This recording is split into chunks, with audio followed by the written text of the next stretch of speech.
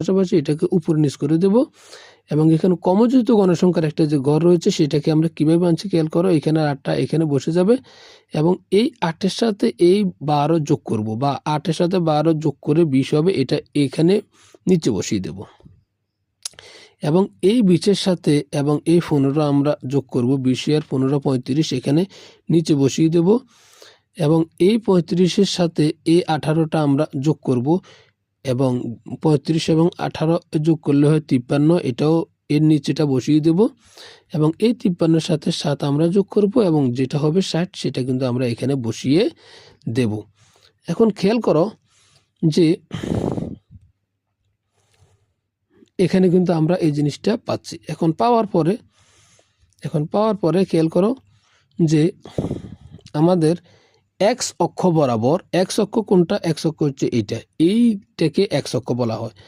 তাহলে এক্স অক্ষ বরাবর ছক কাগজের এক গড়কে শ্রেণীব্যাপ্তির উচ্চসীমার 2 একক ধরে, অর্থাৎ এদিকের যে গড়গুলো রয়েছে এদিকের গড়গুলো এক একটা 2 একক ধরে আমরা করব, যে কারণে 5 × 10 হবে, তাই তো।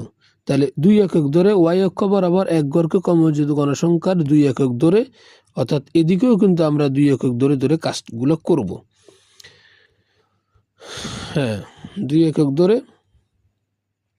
কমযোজিত গণসংখ্যার 2 একক ধরে প্রদত্ত উপপাদ্যের অজীব রেখা আঁকা হলো। মূল বিন্দু থেকে 20 পর্যন্ত গড়গুলো আছে বোঝাতে ভাঙা চিহ্ন ব্যবহার করা হয়েছে।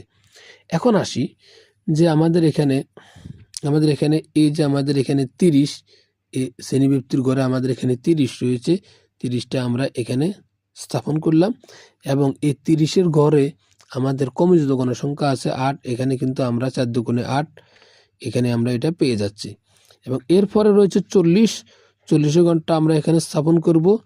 40-এর ঘরে কমযোজিত গণসংখ্যা আছে 20, এখানে যে 20 রয়েছে এখানে, অর্থাৎ এই জায়গায়ও আমাদের 20।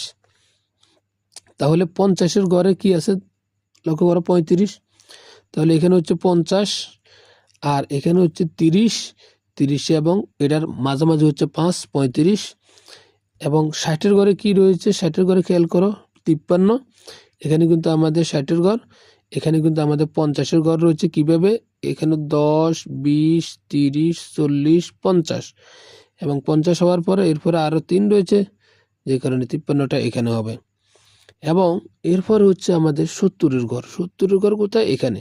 70 ঘরের জন্য 60, এখানে লক্ষ্য করো 60 এই সোজা এখানে 60 হয়। তো ডিয়ার লার্নার, আমাদের অঙ্কগুলো যদি তোমাদের সামান্যতম উপকারে আসে তবে অবশ্যই তোমরা লাইক, কমেন্ট, সাবস্ক্রাইব করতে ভুলবে না। আল্লাহ হাফেজ।